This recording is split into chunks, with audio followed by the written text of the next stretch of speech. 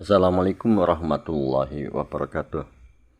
Pada kesempatan kali ini saya akan mencoba untuk membahas materi matematika kelas 4 halaman 94 sampai dengan halaman 95 yang diambil dari buku kurikulum Merdeka volume 2. Langsung saja untuk pembahasannya. Hubungan antara sisi dan rusuk. 7. Perhatikan gambar balok di samping. 1.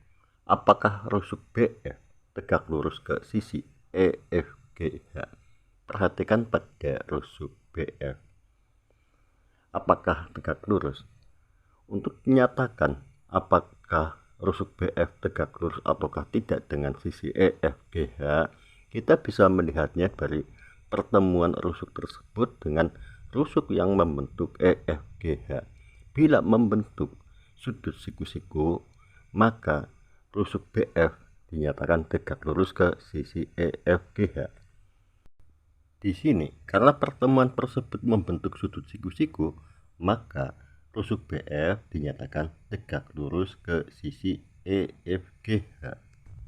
Untuk selanjutnya, nomor 2, rusuk-rusuk manakah tegak lurus ke sisi EFGH? Untuk rusuk yang tegak lurus dengan sisi EFGH yaitu rusuk AE, BF, CG, dan rusuk DH.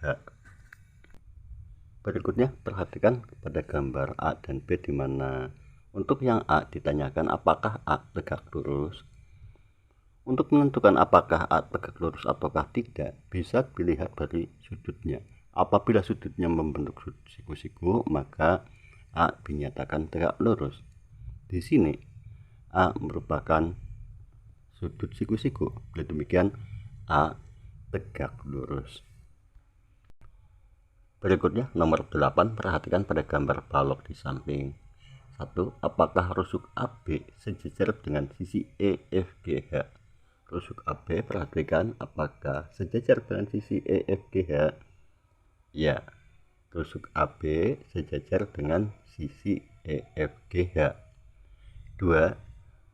Rusuk-rusuk manakah yang sejajar dengan sisi EFGH?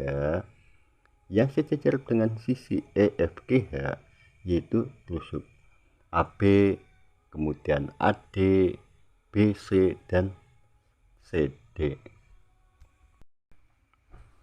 Berikutnya perhatikan pada pernyataan yang disampaikan oleh siswa di mana sisi EFGH dan ABCD adalah sejajar. Maka karena sejajar, maka kedua sisi tersebut tidak pernah berpotongan satu dengan yang lainnya.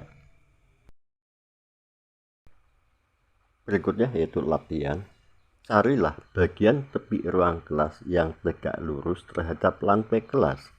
Perhatikan pada gambar di mana kita diminta untuk mencari bagian tepi ruang, berarti yang berada di tepi dari ruang kelas tersebut yang tegak lurus terhadap lantai kelas. Kita bisa melihatnya untuk yang tegak lurus dengan lantai kelas. Pertama itu ada lambang negara, itu tegak lurus, kemudian gambar presiden dan wakil presiden. Kemudian masih ada gambar lainnya itu yang berada di dinding. Selanjutnya ada lagi itu papan tulis, terus kemudian almari buku. Itu masuk ke kategori tegak lurus terhadap lantai kelas. Berikutnya, carilah bagian tepi ruang kelas yang sejajar dengan lantai kelas. Sekarang kita diminta untuk mencari yang sejajar dengan lantai kelas. Untuk yang sejajar dengan lantai kelas, bagian tepi dari ruangan itu tepi atas, itu adalah atap ruang atau atap kelas.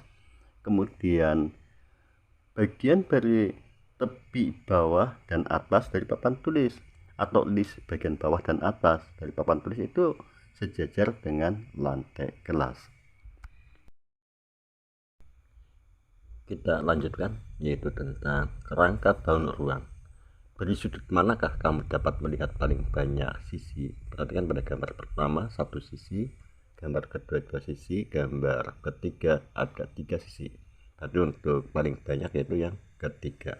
Berikutnya untuk nomor 9, buatlah gambar sehingga kamu dapat melihat balok secara keseluruhan. Bagaimana tampak sisi-sisi itu, dan gunakan garis putus-putus menggambar rusuk yang tidak dapat dilihat secara langsung sebagai garis putus-putus. Perhatikan, kita akan membuat sebuah bangun ruang balok.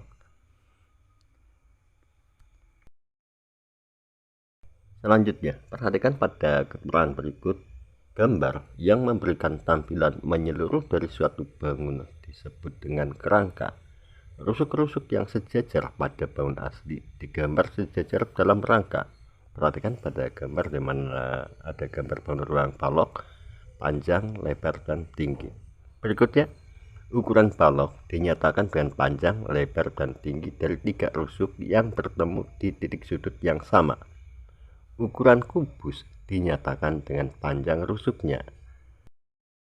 Demikianlah pembelajaran yang bisa saya sampaikan, semoga bisa dipahami dan bermanfaat. Cukup sekian, wassalamualaikum warahmatullahi wabarakatuh.